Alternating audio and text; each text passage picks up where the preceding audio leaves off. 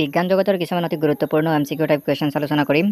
বিজ্ঞান জগতৰ এই বিভিন্ন কুৱেশ্যনবোৰ যিকোনো পৰীক্ষাৰ বাবে অতি দৰকাৰী। এডিআৰই 2.0 হওক, আছাম পুলিচ হওক বা যিকোনো ধৰণৰ এক্সামৰ বাবে বিজ্ঞান জগতৰ এই কুৱেশ্যনছখিনি অতি দৰকাৰী, অতি ইম্পৰ্টেণ্ট হয়। গতিকে আপোনালোকে ভিডিঅ'টো স্কিপ নকৰি শেষলৈ চাব আৰু ভিডিঅ'টো কেনেকুৱা লাগিছে কমেণ্ট কৰি জনাব। আৰু এনেধৰণৰ আপডেটছ বা ইনফৰমেশ্যন ইম্পৰ্টেণ্ট কুৱেশ্যনছৰ বাবে চেনেলটো ছাবস্ক্ৰাইব কৰি ৰাখিব। চবলা আৰু দেৰি নকৰাকৈ আজিৰ ভিডিঅ'টো আৰম্ভ কৰোঁ আৰু জানি লওঁ যিকোনো পৰীক্ষাৰ বাবে অতি জৰুৰী কেইটামান জেনেৰেল ছায়েন্সৰ ইম্পৰ্টেণ্ট কুৱেশ্যনছ, বিজ্ঞান জগতৰ দৰকাৰী প্ৰশ্ন।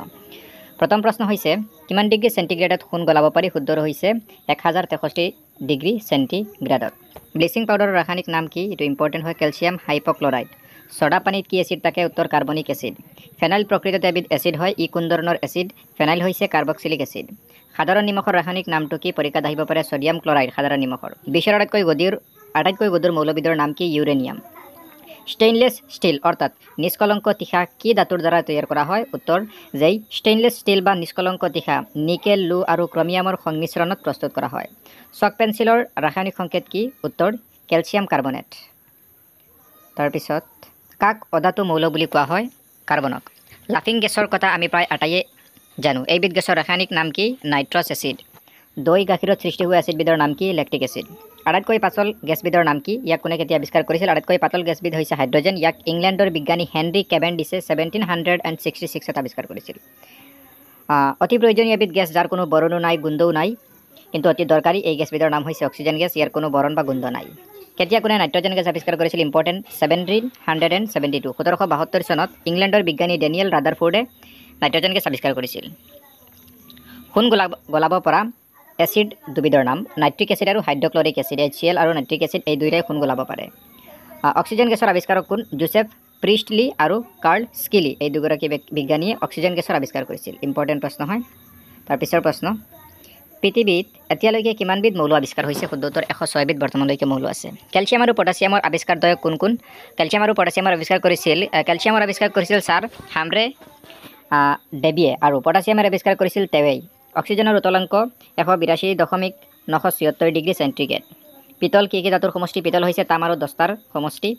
আৰু ৰূপৰ উতলাংক হৈছে 960.5 ডিগ্ৰী চেণ্টিগ্ৰেড। পৰমাণুবাদ সূত্ৰৰ আৱিষ্কাৰক হৈছে জন ডেল্টন।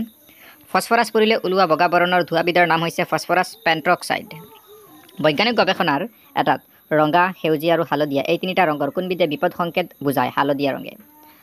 কাঠপেঞ্চিলৰ কলা পদাৰ্থবিধ দৰাচলতে কি? কাঠপেঞ্চিলৰ কলা পদাৰ্থবিধ হৈছে কাৰ্বন আৰু ক্লেৰাসৃষ্ট গ্ৰেফাইট। সাৰ বাৰুদ তৈয়াৰ কৰিবলৈ ব্যৱহাৰ কৰা ৰাসায়নিক পদাৰ্থবোৰ হৈছে পটাছিয়াম নাইট্ৰেট, এংগাৰ আৰু ছালফাৰ। ব্ৰঞ্জৰ মূৰ্তিৰ কথা প্ৰায় শুনি থাকোঁ। এই ব্ৰঞ্জনো কি ধাতুৰ সংমিশ্ৰণ? এই ব্ৰঞ্জটো হৈছে টিন আৰু তামৰ সংমিশ্ৰণ। মানুহে এবাৰত নিশাহত কিমান পৰিমাণৰ কাৰ্বন ডাই অক্সাইড গেছ এৰি দিয়ে? প্ৰায় 3.7 ভাগ। কিমান ডিগ্ৰী উত্তাপত বায়ুক জলীয় অৱস্থালৈ নিব পাৰি? 200 ডিগ্ৰী চেণ্টিগ্ৰেড উত্তাপত বায়ুক জলীয় অৱস্থালৈ নিব পাৰি। তাম আৰু ৰূপৰ ভিতৰত কোনবিধ ধাতু গধুৰ? তাম আৰু ৰূপৰ ভিতৰত ৰূপ হৈছে গধুৰ। নীলা আইনা এখন গৰম কৰিলে কেনে ৰঙৰ ধোঁৱাৰ সৃষ্টি হ'ব পাৰে? ৰঙা ৰঙৰ সৃষ্টি হ'ব। তামোল পাণৰ দোকানৰ বাৰত পাণ ৰঙা কাপোৰেৰে ঢাকি ৰাখে কিয়? কাৰণ হৈছে পাণবোৰ সতেজ কৰি ৰাখিবলৈ, কাৰণ ৰঙা ৰঙৰ ৰাসায়নিক বিক্ৰিয়া অইন ৰঙতকৈ কম হয়। আধুনিক ৰসায়নৰ পিতৃ বুলি কাক কোৱা হয়? এণ্টনি লেবেইছিয়েৰক। ইম্পৰ্টেণ্ট প্ৰশ্ন। সচৰাচৰ বায়ুত শতকৰা কিমান ভাগ অক্সিজেন মিহলি হৈ থাকে? উত্তৰ শতকৰা 21 ভাগ, 21%। কোনবিধ গেছক নিষ্ক্ৰিয় গেছ বোলা হয়? আৰ্গন গেছক। চেতনানাশক ক্লৰফৰ্মৰ আৱিষ্কাৰক কোন? জেমছ চিমছন। তেওঁ 1847 চনত 1847 চনত ইয়াক আৱিষ্কাৰ কৰিছিল। কাঁহৰ বাচন বৰ্তন আমি বহুতেই ব্যৱহাৰ কৰোঁ। কাঁহ দৰাচলতে কি ধাতুৰ সংমিশ্ৰণ? কাঁহ হৈছে তাম আৰু টিনৰ মিশ্ৰণ। সাধাৰণতে কটা চিঙাত ব্যৱহাৰ কৰা টটিংচাৰ অৱ আয়ডিন কিহৰ দ্বাৰা তৈয়াৰ কৰা হয়? এলকহলত আয়ডিনৰ দ্ৰৱ মিহলাই তৈয়াৰ কৰা হয়। তাৰপিছৰ প্ৰশ্ন হৈছে, ব্লিচিং পাউডাৰত থকা মূল দ্ৰব্যবিধৰ নাম কি? উত্তৰ আয়ডিন। পানী, গাখীৰ, কেৰাচিন তেল, টাৰ্পিন তেল এইকেইটাৰ ভিতৰত কোনবিধ অজন গেছ সহজে দ্ৰৱীভূত হয়? টাৰ্পিন তেল। ৰসায়ন শাস্ত্ৰ চৰ্চাৰ আদি যুগক কি নামেৰে জনা যায়? এলকেমি নামেৰে জনা যায়। বস্তু পৰিষ্কাৰ কৰিব পৰা ক্লিনিং এজেণ্টক ৰসায়ন বিজ্ঞানত কি বুলি কোৱা হয়? তেওঁক ডিটাৰজেণ্ট বুলি কোৱা হয়। ডিটাৰজেণ্ট অণুৰ মূৰৰ অংশ আৰু নেজৰ অংশ দুটাৰ বিশেষ নাম দুটা কি কি? এই নাম দুটা হৈছে হাইড্ৰফিলিক মূৰ আৰু নেজৰ অংশৰ নাম হৈছে হাইড্ৰফ্ৰিক নেজ। ডিটাৰজেণ্টেৰে কাপোৰ ধোৱাৰ সময়ত এবিধ বিশেষ বিদ্যুৎ শক্তিৰ সৃষ্টি হয় যাৰ বাবে কাপোৰৰ মলি দূৰ হয়। এই বিদ্যুৎবিধ কি? এই বিদ্যুৎ হৈছে স্থিৰ বিদ্যুৎ। কিছুমান কাঁচৰ পাত্ৰত সুন্দৰ ছবি আদি অঁকা থাকে। কাঁচত এনে ছবি আঁকিবলৈ এবিধ বিশেষ এচিডৰ সহায় লোৱা হয়। এচিডবিধৰ নাম কি? এচিডবিধ হৈছে hydrochloric acid, HCl।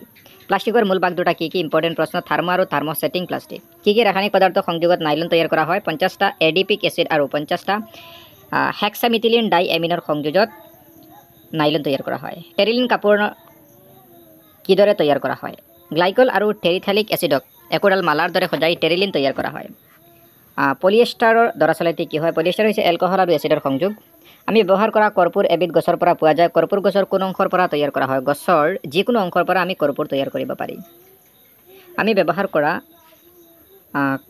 Synthetic detergent কিহৰ পৰা তৈয়াৰ কৰা হয় এলকিন বেঞ্জিনৰ পৰা বতাহত কৰ্পূৰ উৰি যায় কিন্তু তাপ পালে কৰ্পূৰে কি ৰূপ পায় তাপ পালে কৰ্পূৰ উৰি যায় কফি গছে কিমান বছৰলৈ ফল দিয়ে 3 বছৰলৈ কফি গছৰ ফল পকিবলৈ কিমান সময় লাগে প্ৰায় 7-8 মাহ থাৰ্মোমিটাৰৰ নলীডাল কি কাছেৰে সজা হয় বুৰু সিলিকেট কাছেৰে স্বচ্ছ কাচক বেঙুনীয়া ৰঙৰ কৰিবলৈ কি মিহলোৱা হয় মেংগানিজ অক্সাইড ব্যৱহাৰ কৰা হয় তাৰপিছত কি উপাদানৰ পৰা কাঁচ তৈয়াৰ কৰা হয় বালি চূণ আৰু সোডা মিহলাই জীৱৰ শৰীৰৰ বাবে বিপজ্জনক সূৰ্যৰ অতি বেঙুনীয়া ৰশ্মি কি কাছৰ মাজেৰে পাৰ হৈ যাব নোৱাৰে ক্ৰুক কাছৰ মাজেৰে অতি বেঙুনীয়া ৰশ্মি পাৰ হৈ যাব নোৱাৰে মুখ চাবলৈ ব্যৱহাৰ কৰা দাপোনৰ পিছফালে এটা প্ৰলেপ দিয়া থাকে প্ৰলেপ কিহেৰে দিয়া হয় এই পদাৰ্থবোৰ হৈছে ৰেড লেড নামৰ ৰাসায়নিক পদাৰ্থৰে প্ৰলেপ দিয়া হয় চিমেণ্টত কিমান ভাগ চূণ থাকে 62% চেলুলয়েড কিদৰে তৈয়াৰ কৰা হয় নাইট্ৰ'চেলুলোজ আৰু কৰ্পূৰ মিহলাই চেলুলয়েড তৈয়াৰ কৰা হয় চিমেণ্টত থকা বিভিন্ন পদাৰ্থবোৰ কি চিমেণ্টত 22% সিলিকা আইৰণ অক্সাইড 2.5% এলুমিনিয়াম 2.5% আৰু 62% তাকে চূণ চেনি দৰাচলতে হৈছে এক ধৰণৰ কাৰ্বহাইড্ৰেট চেনি কিদৰে তৈয়াৰ কৰা হয় 12টা কাৰ্বন পৰমাণু 11টা অক্সিজেন পৰমাণু মিহলাই চেনি তৈয়াৰ কৰা হয়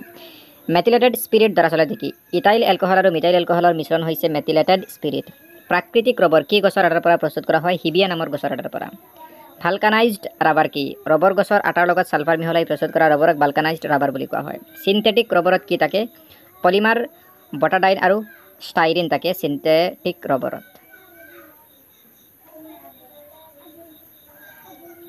আদাত গিংগেৰেল নামৰ ৰাসায়নিক পদাৰ্থ থাকে বাবে আদা জ্বলা লাগে সাগুদানা এবিধ গছৰ পৰা পোৱা যায় গছজোপাৰ নাম কি টেপিওকা গছৰ শিপা অংশৰ পৰা সাগুদানা তৈয়াৰ কৰা হয় কি ৰাসায়নিক পদাৰ্থ থকা বাবে গোলাপ ফুল ইমান সুগন্ধি গোলাপ ফুলৰ পাপৰিত ফিনাইল ইথাইল এলকহল নামৰ ৰাসায়নিক পদাৰ্থ থকা বাবে গোলাপ ফুল সুগন্ধি হয় হালদিৰ ৰং হালধীয়া কিয় যে হালদিত কাৰ্কামিন নামৰ ৰাসায়নিক পদাৰ্থ থকা বাবে হালধীয়া হয় অতি উজ্জ্বল হোৱা সত্ত্বেও হীৰাক ধাতু নুবুলি অধাতু বোলা হয় কিয় কাৰণ হীৰাই কেতিয়াও ইলেক্ট্ৰন বৰ্জন কৰি আয়নৰ সৃষ্টি নকৰে হীৰাৰ দৰে অইন এবিধ অধাতুৰ নাম হৈছে আয়োডিন ধাতু জগতত কিং মেটেল বুলি কাক কোৱা হয় সোণ পাৰা আৰু প্লেটিনামক কিং মেটেল বুলি কোৱা হয় গন্ধক কিহত দ্ৰৱীভূত হয় কাৰ্বন ডাই সালফাইডত গেলিপচি যোৱা মাছ আৰু কণীৰ পৰা বেয়া গোন্ধ ওলাই কিয় কাৰণ পচনৰ ফলত মাছ আৰু কণীত সালফাৰ H2S উৎপন্ন হয় বাবে বেয়া গোন্ধায় কাৰ্বন ডাই অক্সাইডৰ গেছৰ আৱিষ্কাৰক কোন ভন হেলমু এমোনিয়া গেছৰ নামকৰণ কৰা বিজ্ঞানীগৰাকীৰ নাম প্ৰিষ্টলি তৰল অক্সিজেনৰ ৰং ঈষৎ নীলা এচিড আৰু পাৰাৰ বিক্ৰিয়াত কি সৃষ্টি হয় পানী আৰু নিমখ ৰেফ্ৰিজাৰেটৰৰ কম্প্ৰেছাৰত ব্যৱহাৰ কৰা তৰলবিধৰ নাম কি ফ্ৰিউন সৌন্দৰ্য চৰ্চাৰ বাবে ব্যৱহাৰ কৰা পাউডাৰত কি থাকে মেগনেছিয়াম